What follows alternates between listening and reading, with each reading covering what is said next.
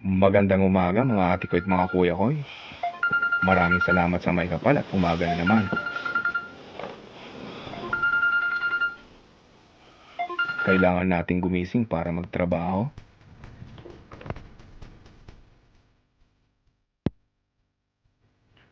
Unang-una, ayusin mo muna natin ang hinigaan.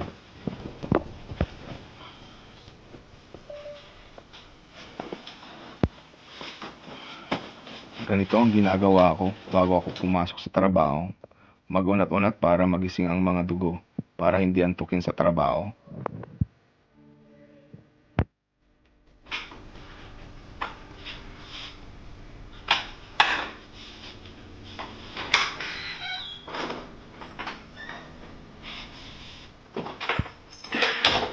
Antok na antok pa ako, so kailangan natin maligo para mabuhay ang mga dugo.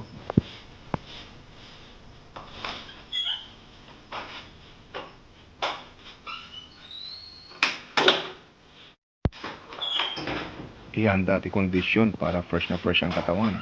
Baka mamaya maamoy nila yung kili-kili mo.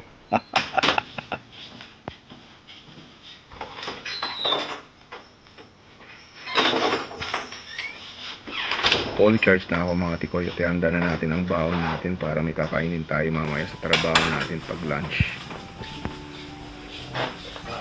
So yun na mga tikoy at ito na nga at mag-prepare na tayo ng mga pagkain natin. Ganyan ang routine natin dito sa abroad at talaga prepare mo ang sarili mong pagkain.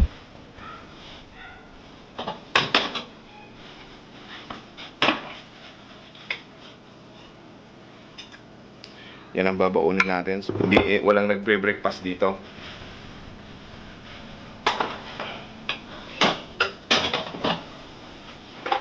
So, ang mga Pilipino naman, syempre hindi nawawala yung kanin, di ba? Wala akong baunan, nilalagay ko lang sa plastic. Yan.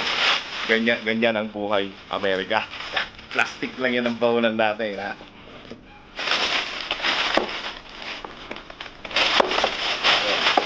Yan o. Ganyan mo lang. Yan yung paunan ko dito pag pumapasok ako, nilalagay ko lang sa plastic.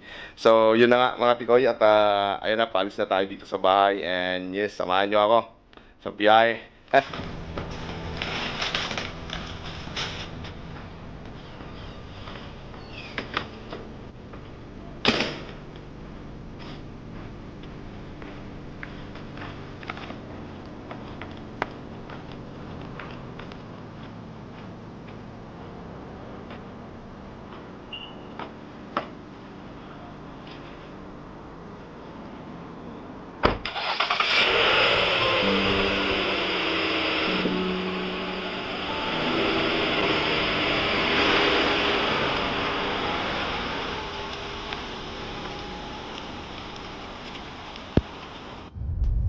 Bago tayo bumiyahe, pasalamatan natin ang Panginoon.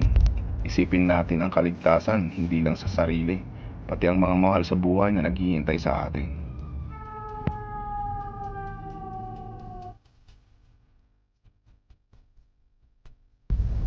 Ayan, nakita nyo yung kotse na yan, oh.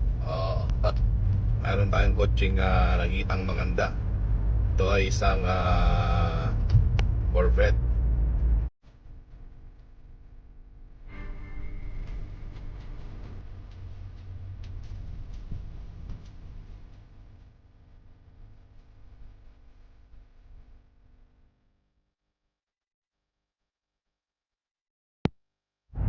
Pag lumalabas tayo ng bahay, laging nagsusuot ng mask para makaiwas tayo sa sakit.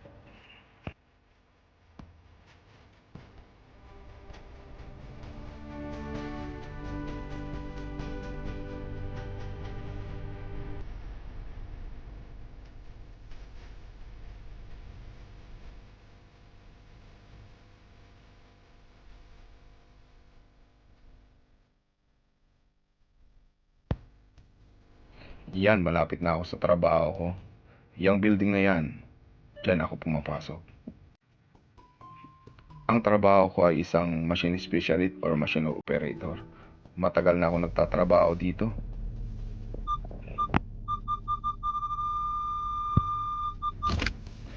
yan naman yung security na nag-check up ng temperature namin at nagbibigay ng mga mask namin bago kami papasok sa building. Hindi ko na maipapakita kung anong ginagawa ko dito sa trabaho ko dahil bawal lang mag-video. So kita-kits na lang mamaya after work ko.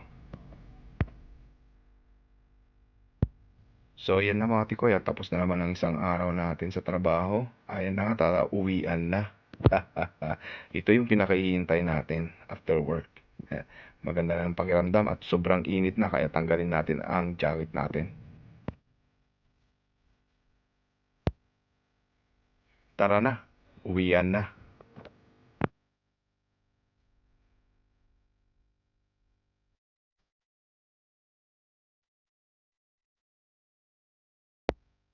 Yan, pasalamat na naman tayo sa Diyos dahil natapos na naman ang isang araw natin sa trabaho.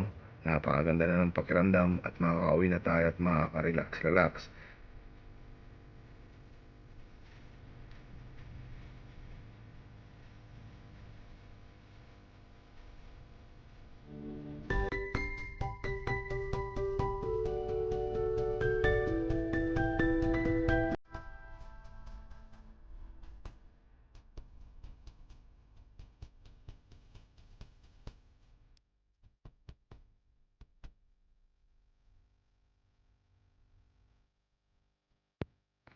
So yun na mga tikoy, at tapos na naman ang isang araw natin at nakarating na tayo dito sa bahay. Yan na at nagpa-park na tayo. At yan at maraming salamat sa inyong pagsama sa akin sa aking araw-araw na ginagawa. So ngayon na mga tikoy ay ipapasyal ko kayo sa bukid namin. Ipapakita ko sa inyo kung ano yung mga tanim namin. Kaya nagtatanim tayo dito sa bakuran natin para makakatipid tayo sa mga bilihin dahil napakamahal ang mga gulay dito sa Amerika. So yun na mga tikoy, yan ang rotation ng aking buhay dito sa abroad. At kailangan mo magsikap dahil dito sa Amerika talaga napakarami mong babayaran dito. Lalo na ang mga mortgage, mga bills. Kung hindi ka naman talaga magtrabaho ay matutulog ka sa kangkungan. Talagang sacrifice lang talaga ang buhay natin dito sa abroad. Ayun naman ay nandito tayo sa garden. Napakarami na yung damo. At malalaki na yung mga laso na ay napaka-importante talaga to sa katawan mo. Lalo na pag ikaw may sipon, magandang kakainin mo tong laso na kaysa sibuyas. At andito naman yung bawang. Ayan na nga, yung bawang naman ay malapit na silang anihin. So naman yung laso na. At mahaba na rin yung laso na, at saka napakaraming damo. So tatanggalan natin yan. Mga libreng laso na. Mais naman dito, yung mga mais ay tumutubo na rin yung mga mais. Di ba? Yan din yung konting talong, sili, kamatis, man yung mga gamot-gamot dito. Panligo yan, yung mga gamot. Ito namamatay pag winter yan. Yan ang buhay abroad natin. So, tayong pinagdadaanan na epidemic at kailangan pa rin natin magsikap. So, meron na naman tayong i-shoutout. So, it's shoutout time. Alright? Okay, tingnan natin yung mga i-shoutout natin ha. Woo! Woo! So, yun na mga tikoy at it's shoutout time. So, i-shoutout natin ang mga bagong mga members natin. So, ang bagong members natin ay si Cecil Panke. Kung di nyo pakilala si Cecil Panke, laplapin nyo na, ay pa-member ng Silver. Kaya maraming salamat sa iyo, Cecil Panke. Nagpa-member ng Gold na si Tim Agustin. Ayan, maraming salamat sa iyo, Tim Agustin. At saka ang aking kapatid na si Rose Maffei. Shoutout sa iyo ng malupit. Laplapin nyo na ang kanyang taong. Kaya maraming salamat sa mga bago nating tatlong nagpa-member. Thank you so much. My working mom, shoutout sa'yo.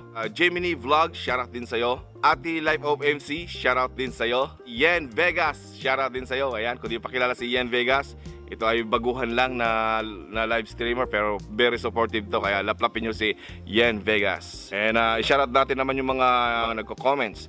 Maria Sorialo de la Peña, shoutout sa'yo. Mary Ann Bilasan, shoutout sa'yo. And shoutout kay Ate Julia Beauty. Shoutout din sa'yo, Ate Koy. My Very Simple C. Ayan, shoutout sa'yo. So, yan ang mga shoutout natin. Pag hindi pa kayo nakapag-subscribe sa mga shoutout ko, ay subscribe nyo na siya. Ayan, maraming salamat sa mga nag-subscribe sa aking mga shoutout. At pa-member lang kayo sa aking Facebook page, Sam.Vlog Tikoy Squad. At saka Sam.Vlog Small YouTuber Community Support Group. Member kayo doon para makita nyo yung mga update ng mga moderator natin. Kaya maraming salamat sa mga moderator at shout out din sa mga moderator admin ko dyan. Ayan, napakasipag sila. Kaya thank you so much. Pag hindi pa ka nakapag-subscribe ay kalampagin mo na ang aking notification bell para notify kayo sa aking mga bagong upload. So ayan na nga, maglilinis na tayo dito. Ayan na. Dahil napakadumi, di ba?